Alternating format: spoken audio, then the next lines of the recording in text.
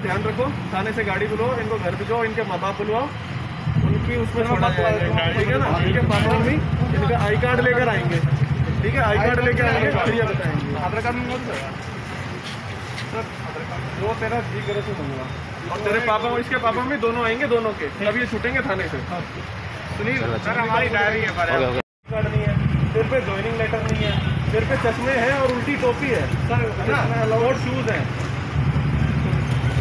Time मारेगा तो पूरा, लेकिन ना तेरे पे आई कार्ड है, ना तेरे पे कंपनी का कार्ड है, ना तेरे पे ज्वाइनिंग लेटर है। टाइम मारने का पूरा टाइम है।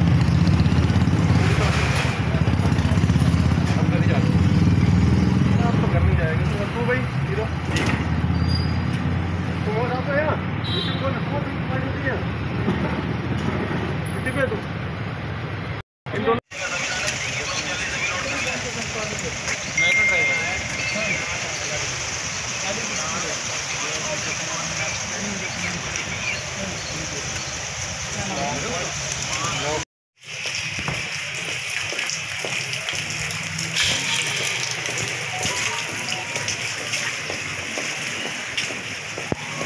लगाने में कोई गरेज क्यों है आपको? और घर से जो भी कपड़ा बांध लीजिए, टी शर्ट बांध लो, दुपट्टा बांध लो, गमछा बांध लो, जो मन में आए वो बांध लो।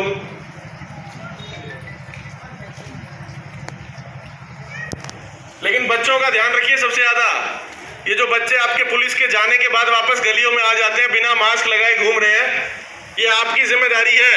हम तो आएंगे, समझाएंगे, चले जाएंगे दूसरी जगह। अगर पीछे से बच्चा बाहर घूम रहा है तो आप इतना ध्यान रखिए। वो देखिए, वो छोटा सा बच्चा है, उसको क्या पता मास्क लगाना है नहीं लगाना। अरे उसको मारने की बजाय उसको समझा पहले कि मास्क लगाना है।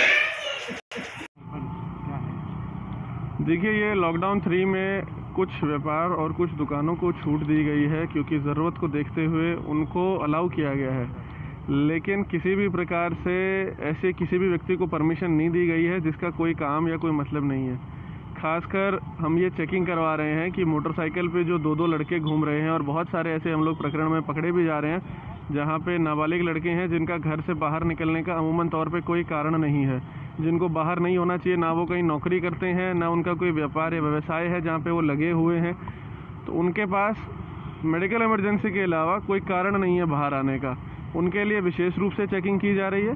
इसके अलावा जनपद में अलग अलग जगहों पे मेरे द्वारा भी भ्रमण किया गया है, और अभी पूरे जनपद में हमने अभियान चलाया है।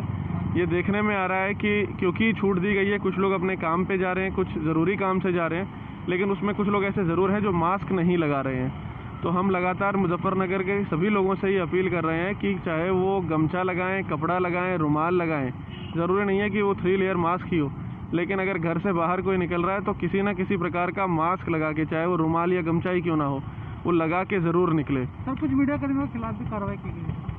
देखिए, अभी इस समय ये पाया जा रहा है कि क्योंकि मीडिया को छूट दी गई है कि वो अपना काम स्वतंत्र रूप से महामारी के समय में कर सकें, कोविड महामारी के समय में, उसमें काफ़ी ऐसे लोग हैं जो प्रेस का, मीडिया का आई कार्ड बना के घूम रहे हैं।